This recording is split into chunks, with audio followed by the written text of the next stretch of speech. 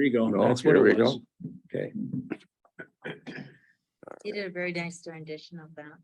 Yeah. Recording in progress. Yeah. I've always been good with voices. So, We got to be within seconds. We're close enough. So, good afternoon. I am the chairman of the administration committee. My name is Vaughn Hedlund. Present today are all of our committee members. Our only missing member is our board chair, Mr. McCullough. We have Mr. Tim Lenow, Bob Bauer, Jim Zahns, and Mr. Mike Rogers, along with our acting county manager and our upcoming county manager. We have our CJCC, IT, HR, and our treasurer all here today to answer any questions we may have on their reports. Approval of the minutes. Before we do that, just one note on the agenda. Down the agenda under announcements, next meeting date should be August 25th. And so if you would make that correction to the agenda, everyone, we'll move forward. I apologize for that error. That's all right. Approval of the minutes then from the June 23rd, 2022 meeting of this committee. Do I have a motion to approve? So move Mr. Zahn, second Mr. Lenow. Any discussion or corrections? Seeing none, all in favor, say aye. Aye. It's unanimous. No one's opposed. Public comments. Do we have any public comments that have come in we need to address? There were none that came in by email, and I don't see anyone here in the back, so We're I good. would say no. Okay, we're good to go. Staff reports. You received reports from the following departments: finance, administration, human resources, criminal justice collaboration division, our treasurer, and our county clerk, and our IT department. Any questions or comments about the reports or the budget information that they included? Supervisor Bauer. I gotta turn this on somehow. You're good. You're good. If it's red, you're on. Okay, good. On the county clerk's report, it's probably just a technicality and you being a corporal lawyer, maybe you know this, that on the Taylor Lake Rehabilitation District, they got the wrong date in there, that he had applied to the stuff to the packet on the 28th, which is today, which would be not right. It was yesterday, the 27th. So that need to be changed in there somewhere? What report is that in? Clerks page, Oh. it's the 23rd page if you went all the way down the line there, I guess. It's and maybe it's just a technicality, but somebody could come back and say, hey, there was no county board meeting at that night, so. Yeah, I will notify Andrew of that error. I mean, it's a report of the county clerk, and so Yeah, I don't know. I if it's think the important. error is noted. That's all we need to do, and I'll let him know so that he Thank can you. make a correction in his Thank archival copy or whatever. Okay, any questions about any of the department budgets? There are, I guess I can find it here. CJCC. If get our director to come up. I can find it again now.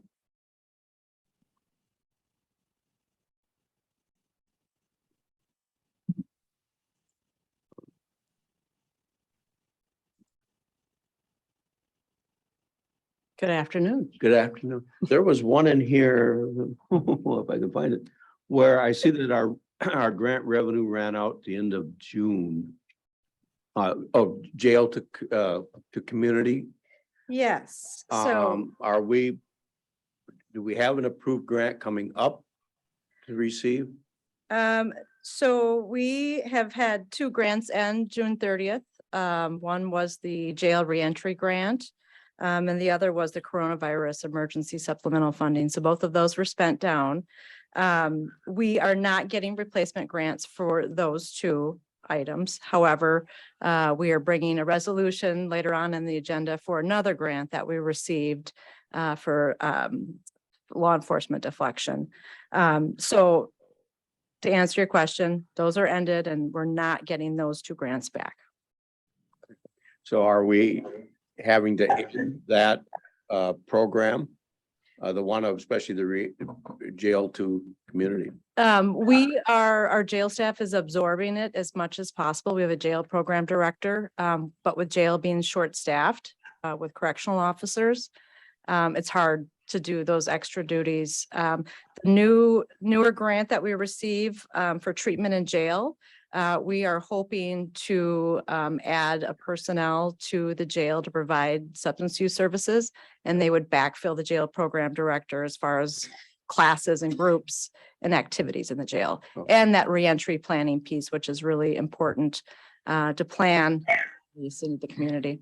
Okay, thank you very much. Any Thank other you. questions? Yeah, Tim. Just a quick question. Program.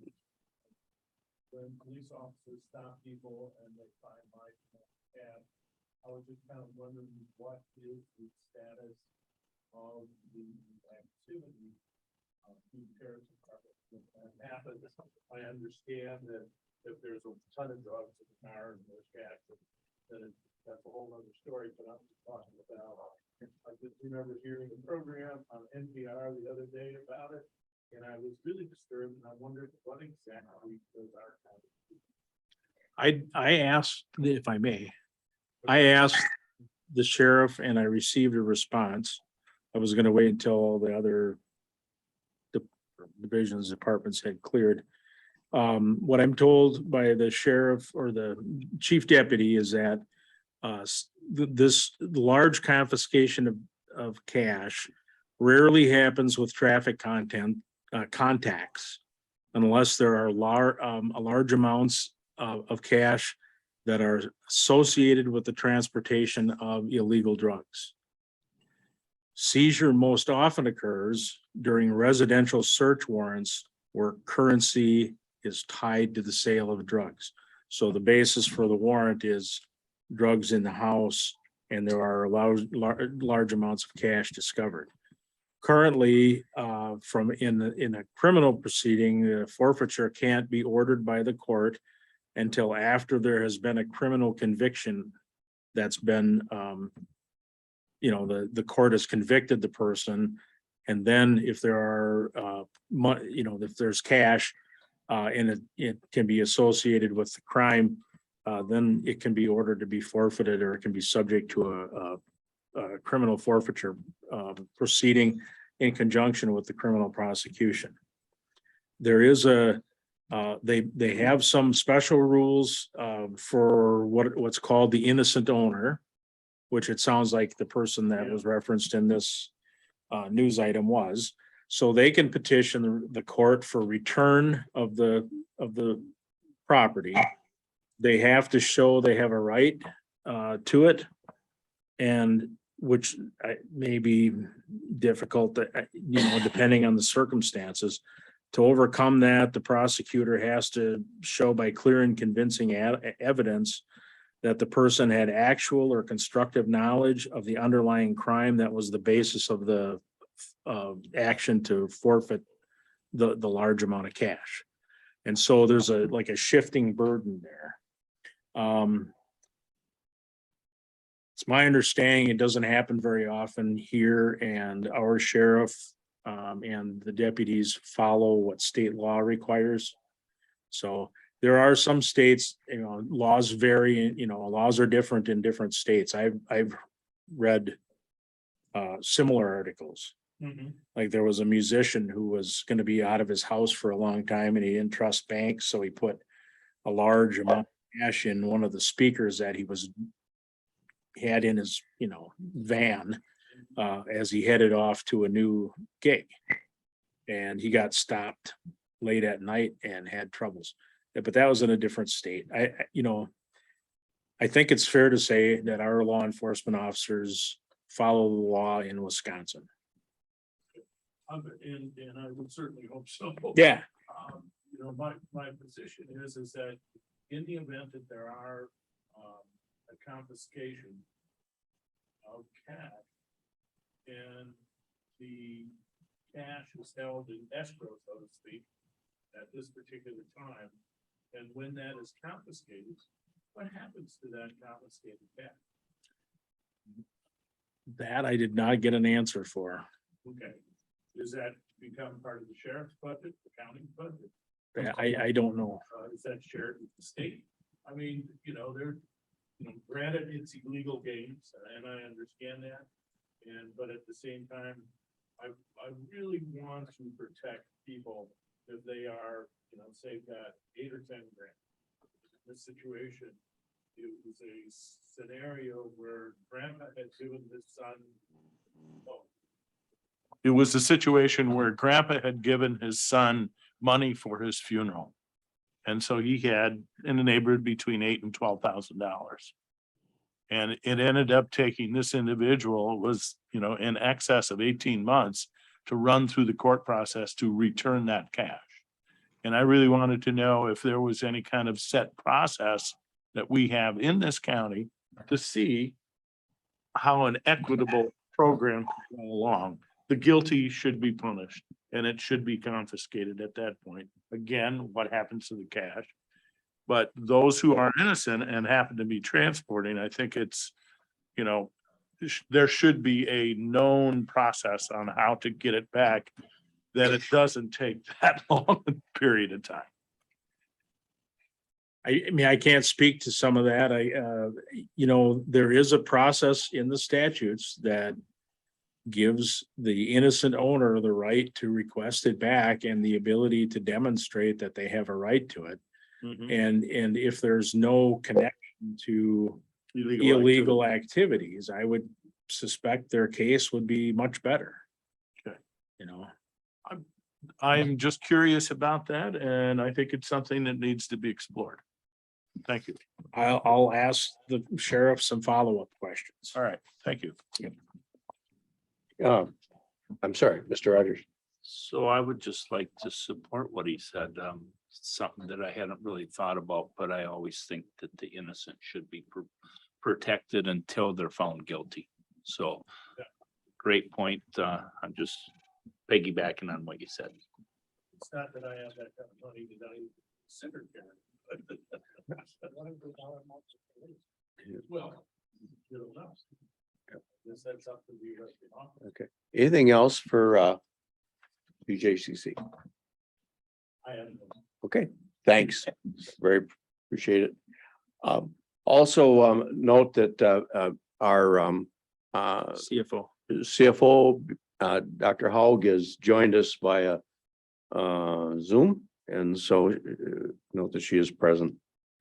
So if there's any questions for her, this group could ask. Anything else on any of the reports?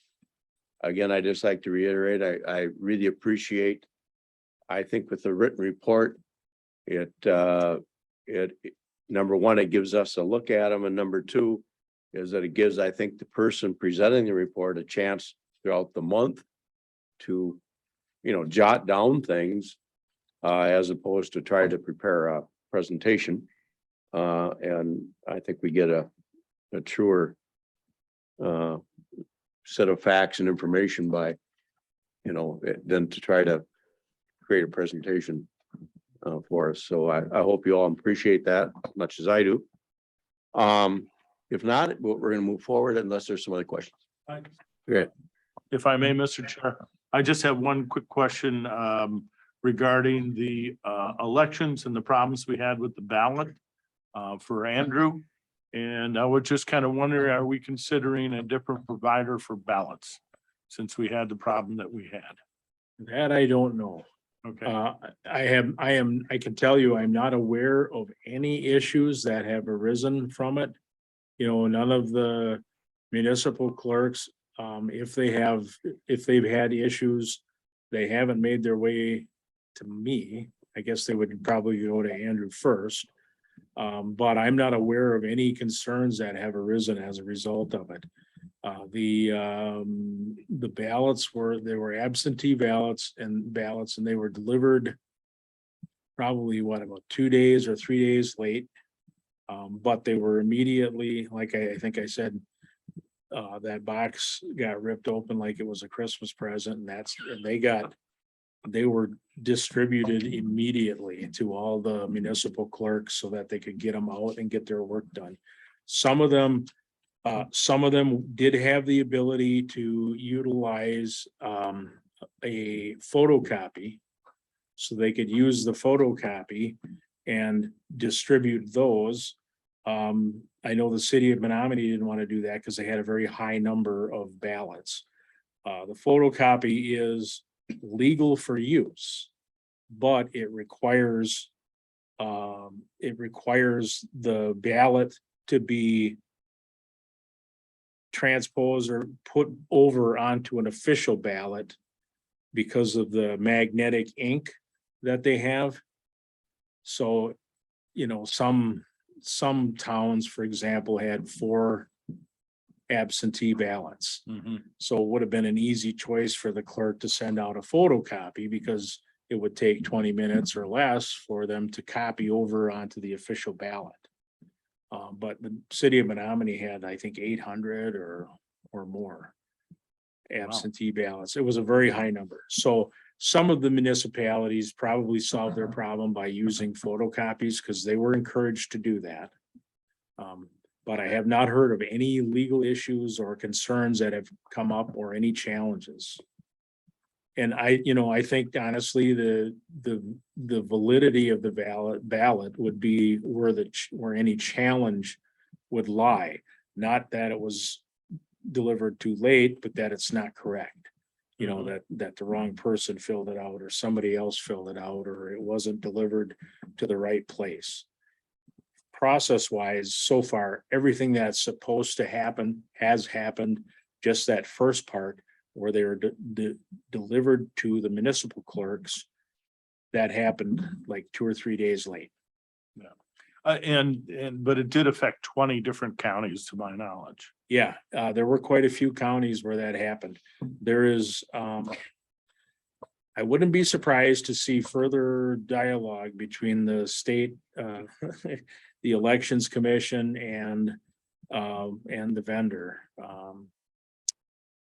They were pointing their fingers at each other about whose fault it was, the last I read.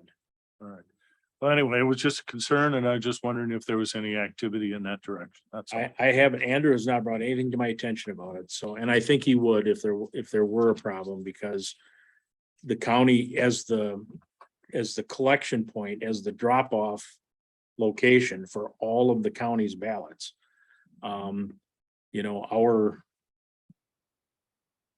We would be included in the target if anybody was making claims at this point.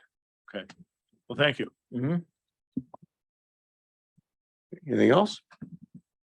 All right, fine. We'll move on. Consideration for action by the committee administration. Audit of the vouchers is our next order of business. Were there any questions that needed to be answered or that anyone wants to bring forward to get answered? Go ahead. Okay, Mr. Rogers first. Thank you, Jim. I have a question. In multiple places, we have cell phone bills. They vary anywhere from $40 to $1,576. Cell phone and internet access. If you give me just a second to catch up with you. Okay.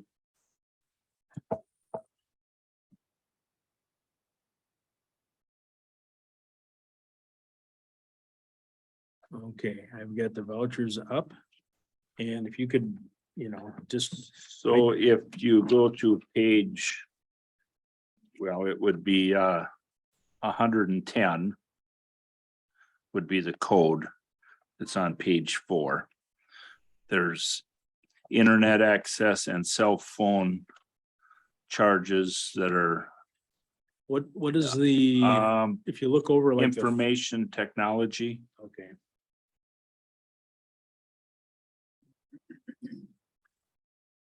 Oh, yeah, okay, for 247 telecom, And then Celico partnership. Celico, and they go 360, 200, 449, 100, and 4 and 500 for cell phone and internet access. And then you go on to the next page, the 11 or 1150, the treasurer. There's cell phone and internet here for $5, $31, and $31. And you go down a little further to register of deeds and it's 41, 41, and 50.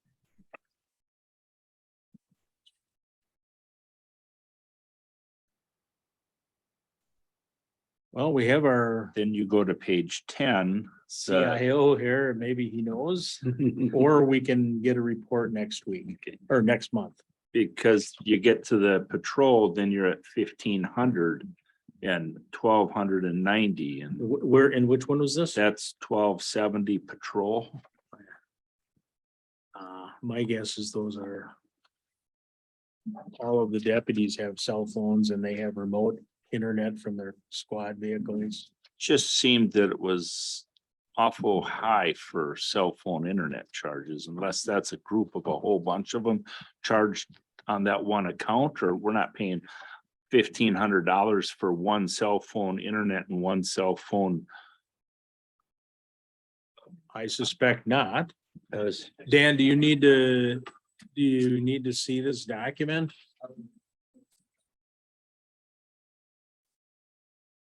So I believe that Celico is actually Verizon. Because all of these things have different names that when I read through this report, and I think everybody else here, that's when we find out the special names of the companies that we work with. I'll look at where the different costs are. I think part of that is just we separate that out because some of the, like in the sheriff's department, a deputy would have a cell phone and they have a hotspot that provides the internet as they're driving down the road. So that's where you see that internet and cell phone as a different thing.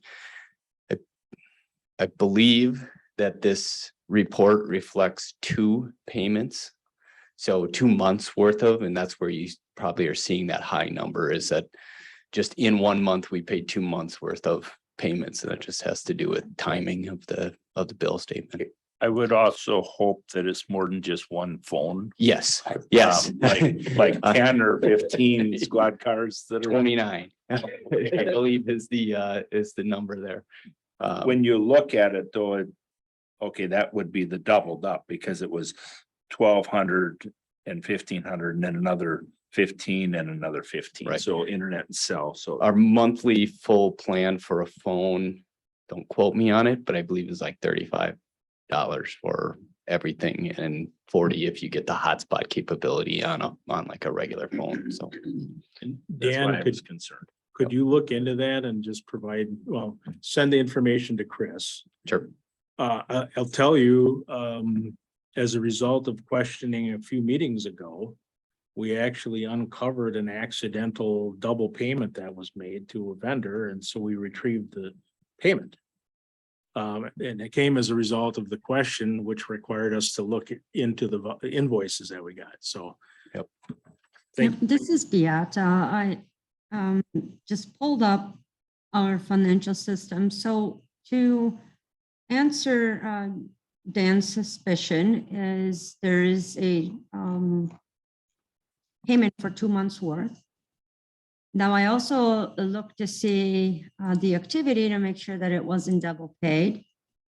And according to the SAP, we had bills that we've paid in March. We didn't see a payment for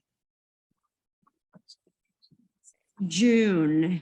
So, no, May and June. So what you see there is 2 months worth. So I can verify again, make sure that it's not double paid. we've paid that approximately $1,500. Looking at one invoice, and this is in jail, I believe. That was paid in March, assuming that it was for March 1st, assuming that it was a February bill. We paid March 21st. Here, I'm going to assume that it was the February bill. Then we didn't see one until 30th, which then March 30th was 1,500, January, February. So that must have been March. And then we did not pay until June of 2023. So we skipped a month. So what you see there is actually catching up for past due amounts. Now, I also looked at the detail of this bill to see if were there any late charges for doing that. It looks like the invoice that I'm looking at adjusted for any late fees. Yep. But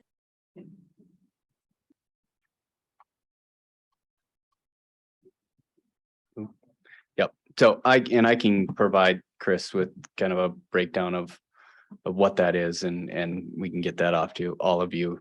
How many cell phone lines we have and what the cost is per week. We have that information. And that is one bill that just gets distributed. So when you see all of those, it's actually kind of one action that's taken, and not a simple one from the accounting standpoint either. So. Anything else? I got- have one more. One more here.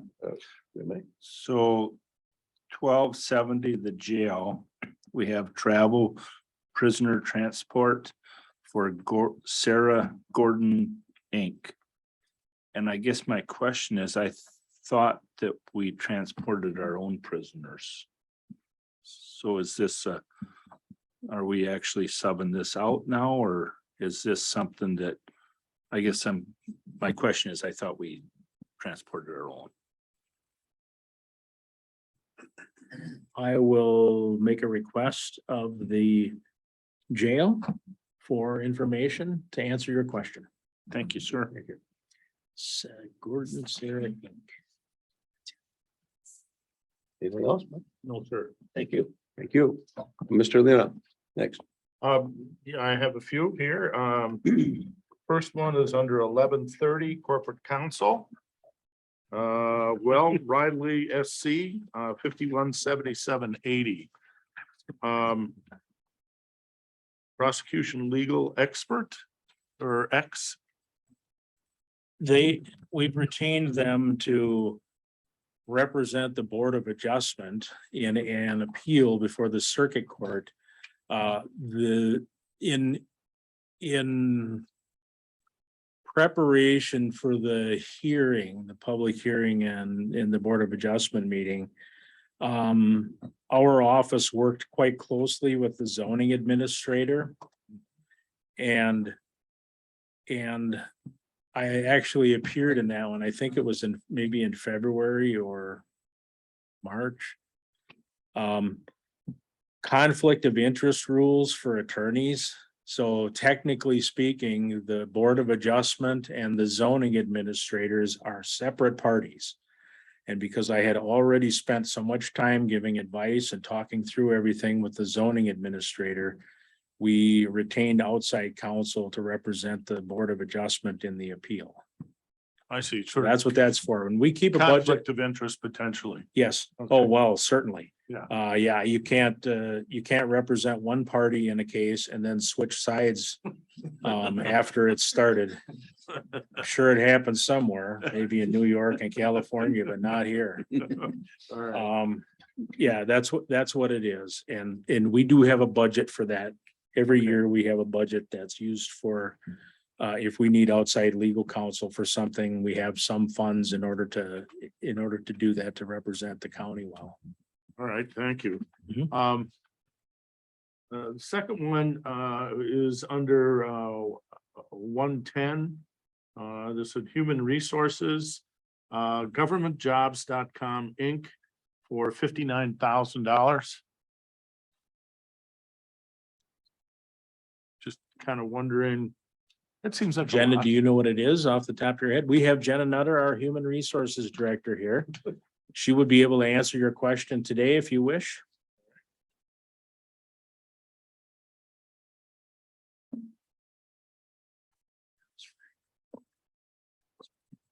Hey, can you hear me? All right. So that is the annual cost of our services with NeoGov, which we had began working with in 2021 to serve our applicant tracking system for recruitment, as well as our electronic personnel filing, electronic forms processes, performance management, as well as onboarding software. So that is a full annual fee. You won't see that amount again until next year. Excellent. So it wasn't a monthly fee or anything like that. Correct. Okay, all right. It's a mid-year cycle Okay. that's billed annually. And we'll have a breakdown of each of those costs with your budget information as well. All right. Well, thank you very much, Shelley. Thank you. Let me find another one here. This is going to be under 1270. Uline Incorporated operating supplies, prisoner laundry operating supplies. And then also 1270 Uline Incorporated. Have we looked at other providers for these services, say like Quill? Because I see other, like office supply providers that the county uses other than the Uline Corporation. The reason I bring this up is that the Uline family has really funded a lot of nefarious political activities, I think, out in the history at this particular point. And I don't think that I think there would be a lot of people who really knew the story about the Uline Corporation and what they do with their money, that we should be providing them with money where we're actually using different organizations to provide services and supplies. I am not 100% sure what I'm not sure at all of what these particular items for. I think they have a pretty broad array of products that they sell. Yeah. And so I can ask the jail captain to provide information about what these expenditures are for. And if there has been any recent interest or consideration of looking for, just doing an RFP, letting out an RFP again for to see if we can get the best value for our money. Yeah, it seems like we're using Staples and other organizations to provide office type supplies. And, there are multiple providers of those services. And I think it might be something to consider. Yeah, another, On his yeah, go ahead. That's I'd right. like to follow up on Sure. something you said. I guess I support getting bids for the best value we can. I caution it's a slippery slope when you start going into somebody's political statute as to who you do business with. I think that to me is kind of off limits. I think we should allow people to have their political opinions as they please and do. I don't know nothing about this company, so I don't know what they stand for. Okay. I have no idea. I just know that I have a big red flag that comes up when we start to pick who we use based on their political affiliations or who they may or may not support. So I just want to say where I get nervous. And I respect your opinion on that very much, Mr. Rogers. I just thought that since we are using other suppliers and other departments, that maybe we can get a better deal, that kind of thing. And That's all. it- But I it- know that there is an issue. I would propose just to inquire as to whether or not there are alternatives that provide better value. Or it may not even be subject to competitive bidding. You know, we do have purchasing, rules in our purchasing. Standards in our ordinance, in our finance ordinance, in chapter 7. And it may. I don't know what it's for, I can ask. Yeah. And All right. I'll see if there are any possibilities of reletting it or, how long it's been. And they may be the only provider for that particular service too, Right. from a jail standpoint. I Right, yeah, understand that. Yeah, and the other issue is they do have a very large supply outlet over in Hudson. Mhm. And so in the days of short supply of some items, it might be that, they were, They're it, yeah, or just quick enough to get it to us sure. when we needed it to, but. Yeah, there are a lot of I think, factors. if the prices are right. That's sometimes just for Uline stuff for me, even just for my business, I've gone, okay, they're over in Hudson and you can order something on their site and then go pick it up like in a half hour. So it's been, and they have such a weird collection of stuff. They have lots of office supplies, but then they have unusual cleaning stuff and things that you don't normally find, you wouldn't think of like staples type of thing. So Okay. that's, so it could be one of those types of situations, but for me, just for my business, like half the time it's like, okay, I can say, I want to pick it up by the time I drive over there, it's already sitting on a dock, ready for me to take it. That could be another situation too, so. I have one more question. Yep. 1910. Health insurance ACA fees, 2845 to the IRS. I didn't think we have to pay the IRS, being a government agency.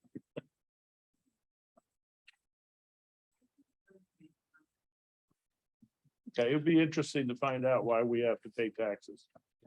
Our HR director will get in more information on that and provide that to Ms. Corpola. And that's all. That's it. Thank you. Mr. Bauer. I know we're kind of picking on the jail today, it looks like, but going back to 1270, keep jumping back to that one for some reason, but the prisoner food contractors, I can't, Eleanor, or whatever that is, Incorporated, but down to the first page, down to the third to the bottom, we got a telephone bill from them for 88. Prisoner food.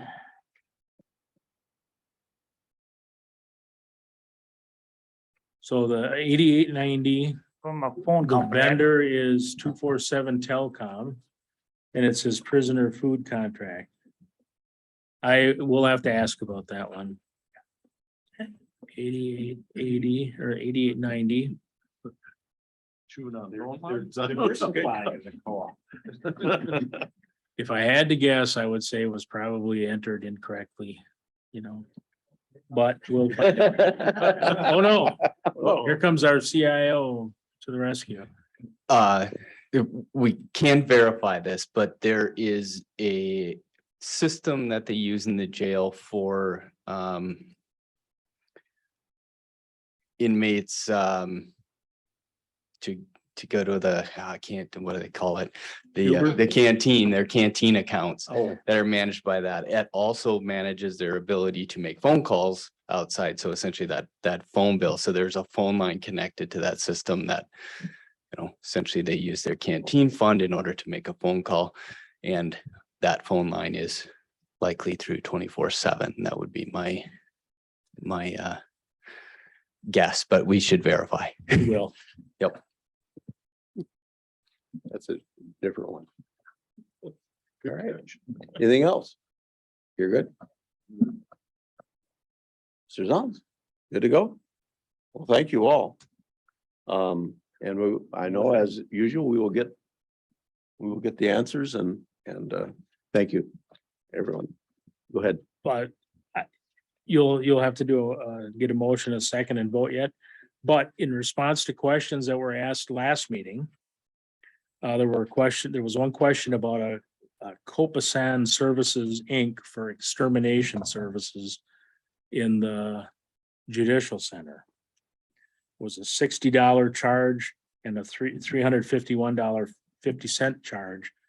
The $60 charge is a monthly charge for insecticides for ants and other insects. It's just regularly used in large buildings. The doors are open a lot. There's always small little crevices and stuff. And then the $351.50 was for rodent control. The facilities department has a regular, they have a contract with this company. This is another one of those where the name that shows up in the voucher report isn't the one we know in when we have the contract. This is called Will Kill. And they place, they come out twice a year and perform rodent control activities. They place bait stations. You've seen the little boxes around the outside of the buildings. And probably inside, you know, and in places where there may be opportunity and limited traffic, you know, pedestrian traffic or human traffic. It's just part of their taking care of the building. So the neighbors of Dunn County, the government center and the judicial center, I would guess Highway 2, I don't know. All have regular visits by this company in order to make sure that we don't get pest problems and, you know, so that's what those are for. All right, we have a motion to accept the vouchers. All right. Mr. Leonow, so moves. Mr. Bauer moved. seconds. Any other discussion? All in favor, say aye. Aye. Aye, opposed? Thank you. We move on to 6B. And 6B on our agenda today reads, end appointment of corporate counsel as our interim county manager. And those all of us know is that we have been greatly served with the double duty of our corporate counsel to fill in after Mr. Miller left in March. And again, I'd like to personally thank Nick for all the extra time and effort and guidance he's provided until we get to the point of hiring a new county manager. So I need a You did that last night. She's my apprentice. On Saturday, she'll be the master.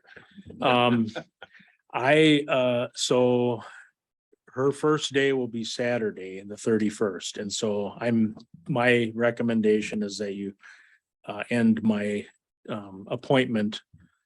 Tomorrow would be my last day. Okay. And that's my request and my recommendation. Anyone want care to make a motion that then as of tomorrow, the 29th of July. I'll make the motion as you said. Okay. Motion then is to end the temporary appointment for interim county manager, Mr. Nick Lang, and that will end as of midnight, Friday night. the 29th of July. Seconded by Mr. Rogers, Who moved? moved by Mr. Zons. Zons, okay. And. Rogers All in second. favor of the motion? Aye. Aye. Any opposed? Okay, tomorrow night at midnight, Nick, you can I celebrate. hope I don't turn into a pumpkin. Sure. Okay, number 7, consideration of any reports or resolutions or ordinances to the county board to be passed on from this committee. And we do have some budget adjustment resolution for the CJC division, which Sarah did mention when she was at the podium earlier. Anyone care to have Sarah come back, or are we good to go with that? All right, someone care to make that motion? I'll move to accept the budget adjustments for CJG council grants. Okay, and that was $150,000 to be used for a special officer. I'll second. Okay, Supervisor Bauer seconds. Any questions or comments, concerns? Anyone care to hear from anyone about it? We could make her walk up. We're good to go? All right, all in favor, signal by saying aye. Aye. Any opposed? Motion passes to make that part of our CJCC budget. And that will then go to the executive committee at their next meeting. And come, if the executive committee approves it, it will come before the county board in September. Okay. All right. Announcements, again, corrected. Number 8 is next meeting should be August 25th. And again, for all purposes, we think we will hopefully be here at 3 o'clock. Anything else that needs to be announced that pertains to this committee? All right. From the corner back there. Have an answer on the vouchers. Oh, thank you. We have an answer. If you want to. Okay, here we go. We got already an answer for one of our voucher questions.